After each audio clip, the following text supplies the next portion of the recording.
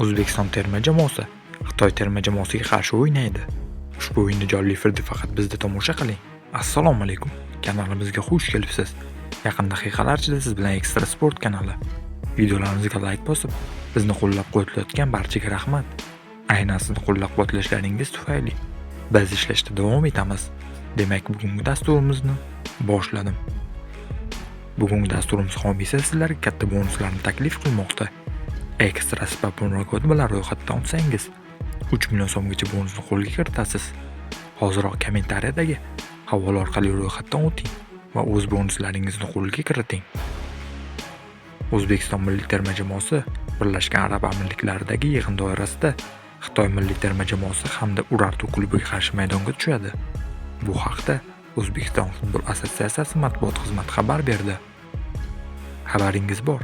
Ayni kunlarda O'zbekiston milliy terma jamoasi Birlashgan Arab Amirliklarining Dubay shahrida o'quv mashg'ulot yig'inlarini o'tkazmoqda. Mazkur yig'in davomida murabbiylar shtabi tomonidan terma jamoaga nomzod futbolchilarning imkoniyatlarini sinovdan o'tkazish hamda ularning jismoniy holatini nazorat qilish rejalashtirilgan. Ushbu yig'in FIFA kunlari doirasida rasmiy uchrashuvlardan tashqari reja asosida tashkil etilgan bo'lib, asosiy e'tibor futbolchilarni ko'rikdan o'tkazishga qaratilgan. Shu bois milliy jamoaning Xitoy milliy terma jamoasi hamda Urartu klubiga qarshi bahslari mashg'ulot uchrashuv formatida o'tkaziladi. Mazkur o'yinlar 26 yanvar Xitoy va 30 yanvar kuni Urartuga qarshi bo'lib o'tadi.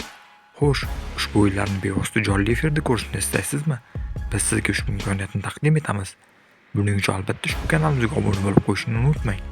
Video opsiyasidagi Telegram kanalimizga ham obuna bo'lib qo'ying. Aynan ushbu Telegram kanalimizga jonli efir havolasini tashlaymiz.